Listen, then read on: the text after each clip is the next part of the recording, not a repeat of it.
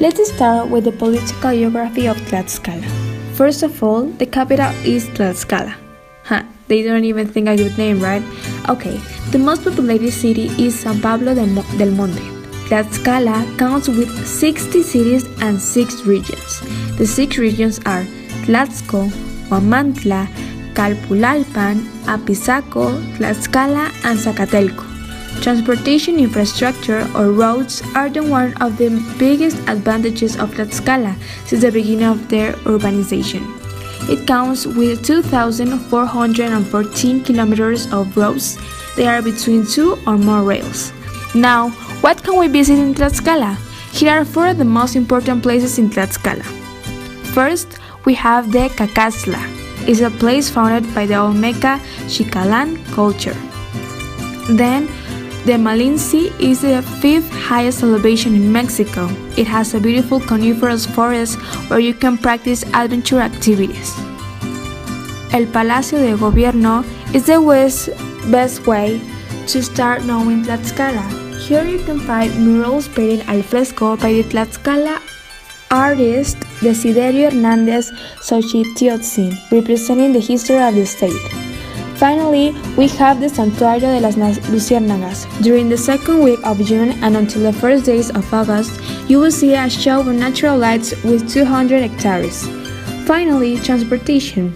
They count with public transportation. Fun fact of transportation is that Apizaco emerges as a railroad camp in the 1860s, and the territory where Apizaco was founded belonged originally to the Hacienda of San Diego Aplatagua of the municipality of Santa Cruz, Tlaxcala. Let's take a look to the fauna you can find in Tlaxcala. It will be most commonly in the coniferous forest. It will be salamander, frogs, quail, tlaconontle pinto, and also bats. In the scrub, you will find hogs, also rabbits, and some of the snakes. In the aquatic environment, you will find out all the kind of frogs, and in Tlaxcala there are also species in danger like the eagles. In Tlaxcala, the coniferous forests and encinos are the predominant and most abundant ecosystems. In the plains, where you can find wet soils with bushes and pastures, and in the higher parts of the volcanoes, the meadows are located. The agriculture occupies 74% of the surface. The current government is in charge of Marco Antonio Mena Rodriguez, who is representing the political party of PRI. Representation in the Congress of the Union, they have 3 senators and 4 deputies. Tlaxcala was founded on December 9, 1856. In pre-Hispanic times, Tlaxcala was one of the nations that managed to maintain its independence from the Mexican Empire. It was divided by 4 mayors that were Maxicatzin, lord of the Oquetulco, considered as the main gentleman. Xicotencatl was the old man, head of Tizatlan. Tlahuetzolotzi from Tepeticpac, and Citlalpopocatzin from Quiahuatztlan.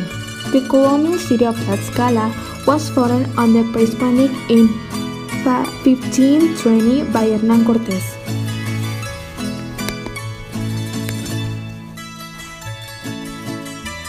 Now talking about economics, we have that the main economic production is agricultural economic, which produces corn and capulines. In the company section, we have that Tlaxcala is one of the most producers of blankets. In the foreign investment section, we have that around $76.4 million are spent thanks to USA, Canada, Belgium, and Netherlands. In the export section, we have that Puebla, Oaxaca, and Tlaxcala received an award in Mexico thanks to their exports in Calpulalpan and Huamantla with the maquiladora industry. Tlaxcala has a low level in the HDI, which places them on the 3rd place of the whole Mexican Republic. Tlaxcala has around 701.8 thousand of people in extreme poverty. The life expectancy in Tlaxcala is around men 73 years old and women 78 years old. The access to health in Tlaxcala comes with the national health programs, but it only comes with these places in the capital and not in the other communities. Talking about its demography, Marco Antonio Mena Rodriguez is the current governor of the state. According to the 2015 census made by INEGI, Tlaxcala has a total population of 1,002,072,847 people. And although the most spoken language is Spanish, there are still some people who speak an indigenous language. In the 2010 census by INEGI, an amount of 27,653 people said that they speak different indigenous languages. The most spoken are Náhuatl, Totonaco, Otomí, and Zapoteco. Fun fact about this is that from every 100 people who speak one of these languages, 14 didn't even speak Spanish. Most well-known traditions are fairs and carnivals during February, March, and the Friday before Wednesday of Ash, which comes from the Catholic religion. Also, the Huehues dance is one of the most representatives.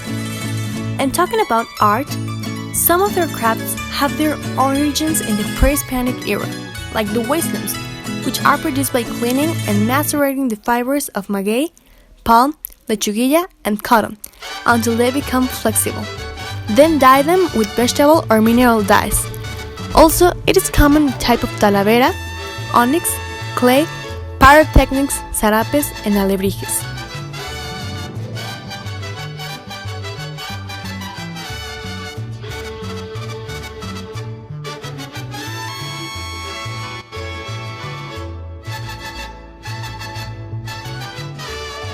Quiero cantarle al mundo de una tierra mexicana.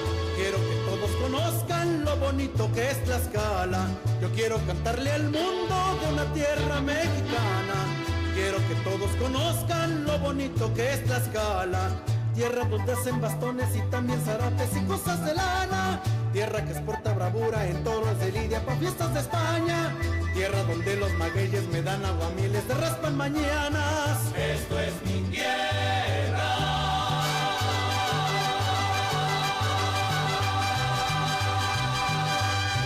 Esto es mi tierra.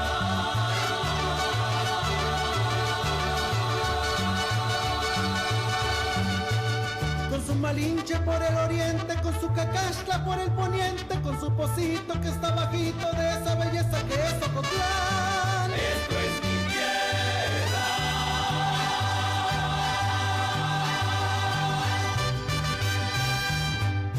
Esto es mi tierra.